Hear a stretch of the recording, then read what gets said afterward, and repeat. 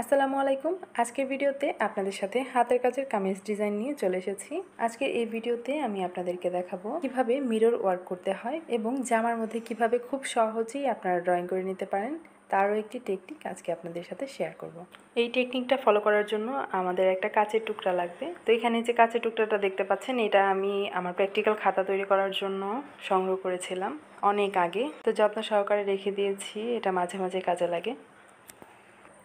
গ্লাসের নিচে একটু ফাঁকা রাখতে হবে, আর গ্লাসের নিচে কিন্তু আমি একটা লাইট দিয়ে দিয়েছি যাতে খাতার মধ্যে যে ডিজাইনটা এঁকে নিয়েছি সেটা যেন খুব সহজেই দেখা যায়। এই দেখুন, এইভাবে করে কাপড়টা রাখলে কিন্তু খুব সুন্দরভাবে দেখা যাচ্ছে এবং আমি খুব সহজেই কিন্তু এঁকে নিতে পারবো।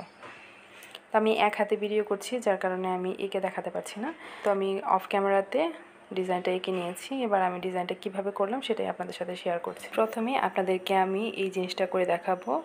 এই যে মিররের চারপাশে যে আমরা যে বর্ডারটা করে থাকি, মিরর বা ডলার চারপাশে যে বর্ডারটা তৈরি করা হয়, এটা কিভাবে তৈরি করলাম সেটাই আমি আপনাদেরকে দেখাবো।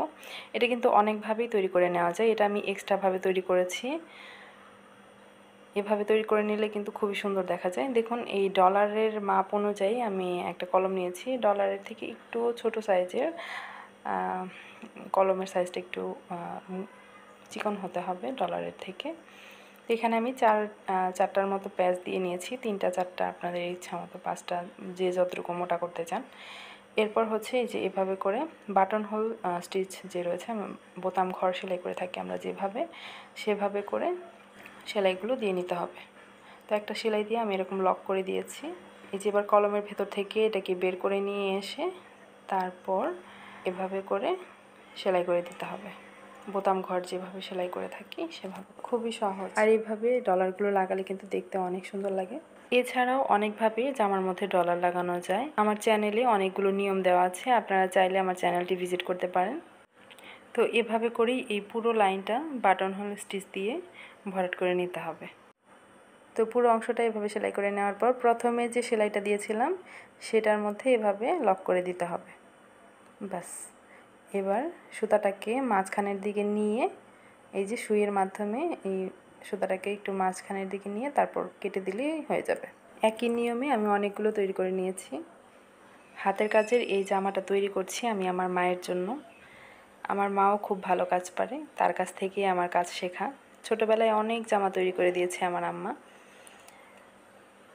তো আজকে প্রথম আমি আমার মায়ের জন্য হাতের কাজের একটা জামা তৈরি করে দিচ্ছি। আমি কিছুটা কাজ করব, বাকি কাজটা আমার মা শেষ করবে। এই পাতাগুলোতে আমি খেজুর কাটা ভরাট বা মাছ কাটা ভরাট বলে, সেই ভরাটটা করে নিচ্ছি। এই সেলাইটা খুব দ্রুত হয়, যার জন্য আমি বেশিরভাগ কাজের মধ্যে এই সেলাইটা দিয়ে থাকি। আর সেলাইটা দেখতেও খুব সুন্দর লাগে, পাতার মধ্যে একদম রিয়েল একটা ভাব চলে আসে। তো সবগুলো পাতা আমি এভাবে করে করে নিচ্ছি।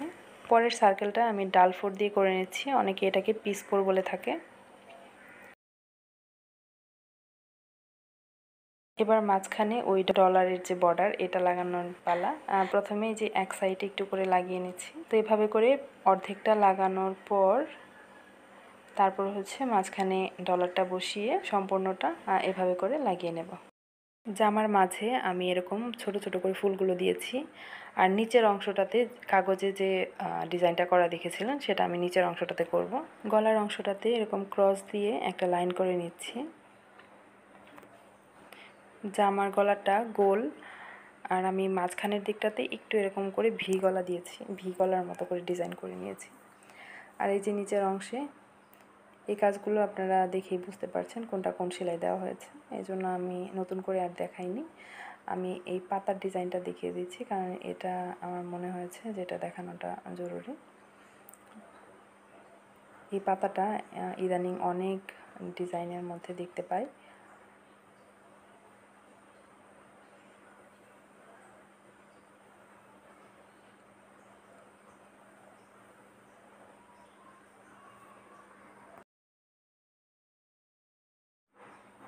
এই ড্রেসের কালারটা এখানে দেখতে ভালো লাগছে না, কিন্তু সামনাসামনি দেখতে কিন্তু অনেক সুন্দর লাগছে।